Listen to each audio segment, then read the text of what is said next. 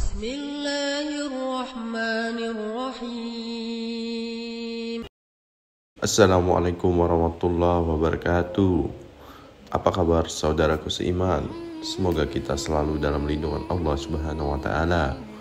Pada video kali ini, The Best Quotes Ulama akan mengkisahkan salah satu kisah Imam Mazhab, yaitu Imam Syafi'i yang bermimpi diadili oleh para hakim Allah. Tapi sebelumnya, jangan lupa subscribe, like, share ke saudara-saudara kita yang lain. Jazakallah khair. Selamat menyaksikan.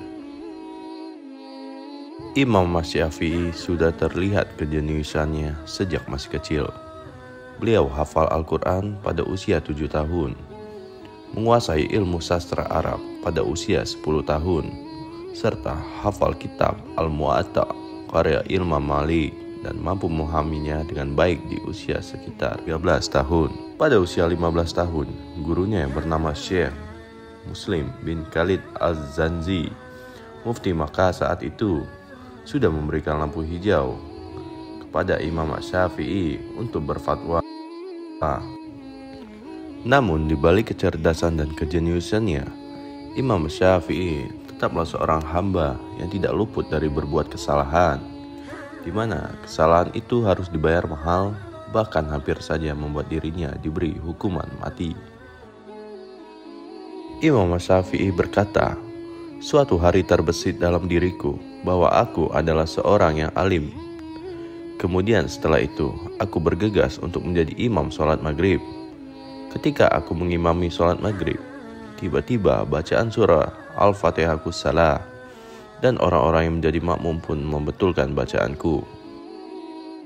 Kemudian aku mengimami sholat isya. Aku pun kembali salah dalam membaca surah Al-Fatihah untuk yang kedua kalinya. Orang-orang yang berada di belakangku pun kembali membetulkan bacaanku. 2 kali salah dalam bacaan surah Al-Fatihah membuatku bingung, dan aku yakin ada sesuatu yang tidak beres dengan diriku. Aku pun segera melakukan sholat istikharah, memohon petunjuk dari Allah. Begitu selesai melakukan 2 rakaat sholat istikharah, tiba-tiba aku ngantuk berat dan aku pun tertidur. Dalam tidurku aku bermimpi, di mana aku saat ini sedang diadili di hadapan para hakim yang semuanya duduk di hadapanku dengan penuh wibawa. Aku diadili di hadapan mereka dengan tuduhan aku berbuat su'ul adab kepada Allah. Seorang hakim menghukumku bahwa aku harus dihukum mati karena aku berlaku su'ul adab kepada Allah, dengan dalil bahwa mengaku diri sebagai seorang alim dengan kesalahan besar, karena hakikatnya tidak ada yang alim kecuali hanya Allah semata. Dialah yang maha mengetahui dan berkuasa atas segala sesuatu. Namun salah seorang hakim yang lain meringankan hukumanku dengan mengatakan, aku melihat harus ada keringanan hukuman untuk Syafi'i. Ketua para hakim mengatakan, mengapa dan dengan cara apa hukuman yang diringankan? Hakim itu kembali berkata, karena Syafi'i mempunyai peranan besar kepada seluruh umat dengan ilmunya yang luar biasa. Dan benar apa yang disabdakan oleh Rasulullah SAW, akan muncul seorang laki-laki dari suku Quraisy yang ilmunya memenuhi alam dunia ini, dan saya melihat laki-laki yang dimaksud adalah Syafi'i. Hakim itu kemudian melanjutkan perkataannya, adapun cara meringankan hukumannya adalah dengan cara membiarkan Syafi'i berkeliling di jalan-jalan untuk melihat orang-orang. Kemudian ia harus mencari seorang yang menurut Syafi'i orang tersebut adalah orang yang paling hina dan paling rendah di masyarakat. Kemudian Syafi'i harus mencium tangan orang itu sebagai bentuk adab sopan santun kepadanya. Imam Syafi'i kembali berkata, begitu aku bangun, aku paham pesan dari mimpi itu, dan aku pun segera keluar rumah pergi ke jalanan untuk melihat orang-orang dan mencari orang yang menurutku paling hina dan paling rendah di masyarakat. Akhirnya aku mendapatkan seorang laki-laki yang berbadan dan berpakaian sangat kotor. Wajahnya dipenuhi debu tanah, dan dari badannya mengeluarkan aroma yang sangat tidak sedap. Laki-laki itu sedang duduk di dekat tempat pembuangan sampah. Aku pun segera mencoba untuk mendekatinya, namun hampir saja aku tidak dapat melakukannya karena aroma yang tidak sedap yang sangat menyengat dari tubuhnya. Namun karena ini adalah putusan hakim yang harus aku lakukan, akhirnya aku pun memaksakan diri untuk mendekatinya. Begitu aku sudah dekat dengannya, Aku pun mencoba mengambil tangannya untuk aku cium, sebagai wujud penghormatan dan adabku dengannya. Namun sebelum tanganku dapat meraih tangannya, tiba-tiba laki-laki itu menampar pipiku dan berkata kepadaku, "Berlaku sopanlah wahai Syafi'i, ciumlah tanganmu itu. Dan ketahuilah aku ini adalah orang yang telah meringankan hukumanmu kemarin itu."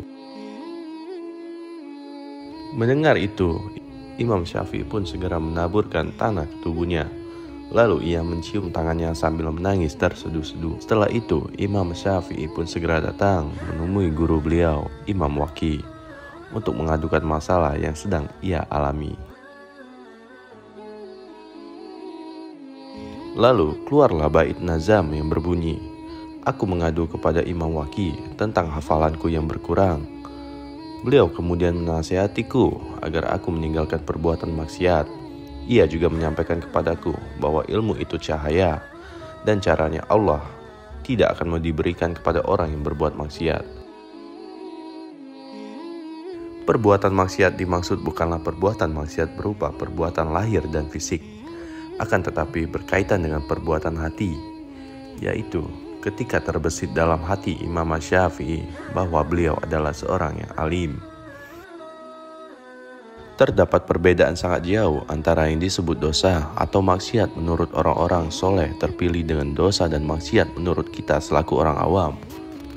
Sesuatu yang disebut dosa atau maksiat bagi mereka bukanlah dalam pengertian dosa dan maksiat menurut kita. Boleh jadi yang mereka pandang sebagai dosa dan maksiat adalah sebagai kebaikan bagi kita orang awam. Karena itu para ulama diantaranya disampaikan oleh Imam Badruddin Al-Aini dalam Umdatul Qori, Imam Ad-Kasalani dan Irsadus Sari mengatakan, kebaikan orang-orang baik adalah kesalahan orang-orang terpilih. Tidak diperbolehkan berlaku sombong dan memandang rendah, remeh dan hina siapapun dari makhluk Allah. Karena boleh jadi orang yang kita pandang hina, rendah dan tidak ada apa-apanya, namun di hadapan Allah ia orang mulia, bahkan boleh jadi ia di antara wali Allah. Sosok laki-laki tua kotor, bau dan lusuh yang duduk di pinggir tempat pembuangan sampah yang saat itu menurut masyarakat termasuk menurut Imam Syafi'i adalah orang yang paling hina dan rendah. Ternyata ia adalah wali Allah.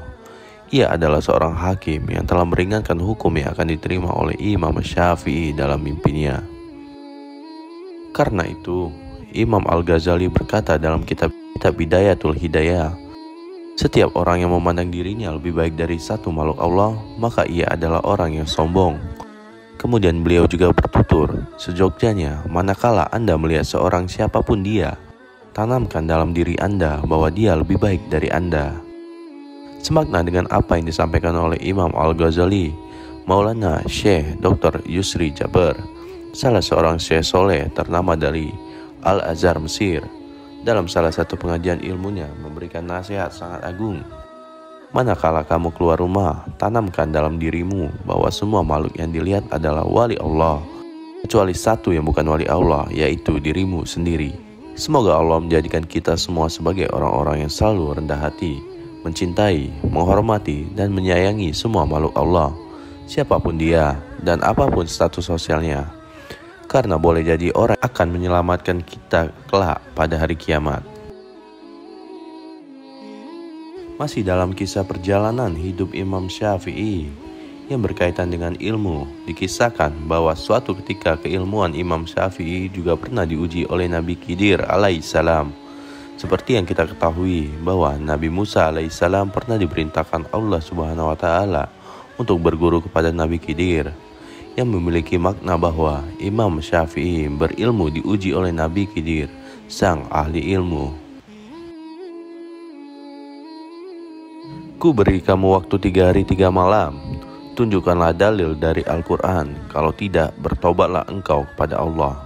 Itulah yang dikatakan seorang kakek kepada Imam Syafi'i. Raut wajah sang imam ketika itu langsung berubah. Kakek itu tiba-tiba saja datang ketika beliau sedang duduk bersama murid-muridnya. Ia datang dengan mengenakan pakaian dari bulu domba.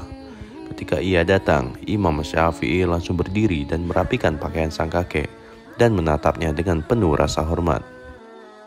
Kakek itu datang untuk bertanya tentang apa saja yang bisa dijadikan dalil untuk menetapkan hukum dalam agama Allah.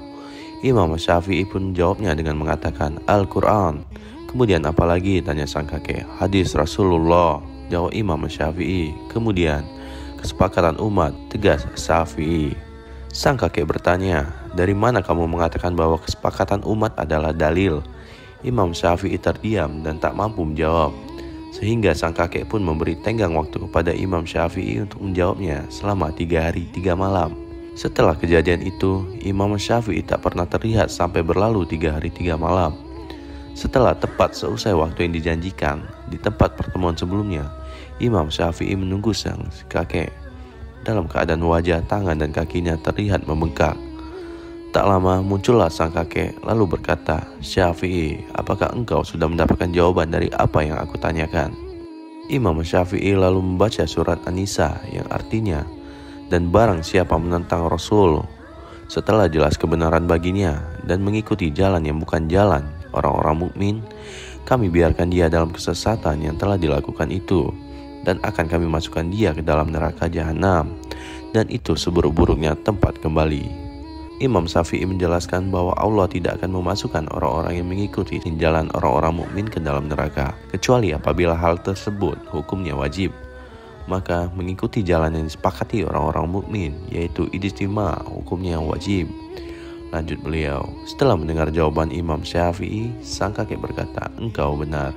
Direwatkan bahwa Imam Syafi'i menghatamkan Al-Quran setiap siang dan malam selama 3 hari 3 malam sampai ia menemukan jawaban ayat tersebut.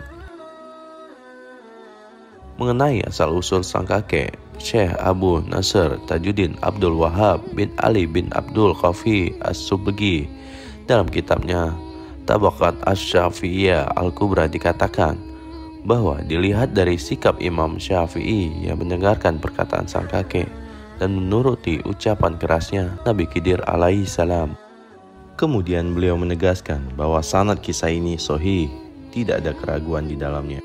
Syekh Abu Nur Zuhair dalam bukunya berjudul Usul Al-Fiqih mendefinisikan ijtima sebagai kesepakatan seluruh mujtahid dari umat Nabi Muhammad SAW. Kisah ini diambil dari kitab Al-Asas fil Usul Al-Fiqih Profesor Dr. Mahmud Abdurrahman Abdul Mu'im, Tabaqat Asy-Syafi'i Al-Kubra Syekh Abu Nasr Tajuddin Abdul Wahab bin Ali bin Abdul Qafi Subki, dan kitab Syiar Alam An-Nubala Imam Az-Zahabi. Alhamdulillah saudara seiman, semakin hari semakin bertambah ilmu pengetahuan kita. Semoga berkat ilmu-ilmu yang kita dapatkan dari para ulama kita membuat kita selalu dalam rahmat, ampunan, dan ketakwaan kepada Allah Subhanahu wa taala. Amin amin ya rabbal alamin. Terima kasih kepada saudara seimanku. Semoga channel The Best Quotes Ulama sebagai salah satu jalan menambah ilmu agama. Dan terima kasih dukungan dan bantuannya selama ini. Assalamualaikum warahmatullahi wabarakatuh.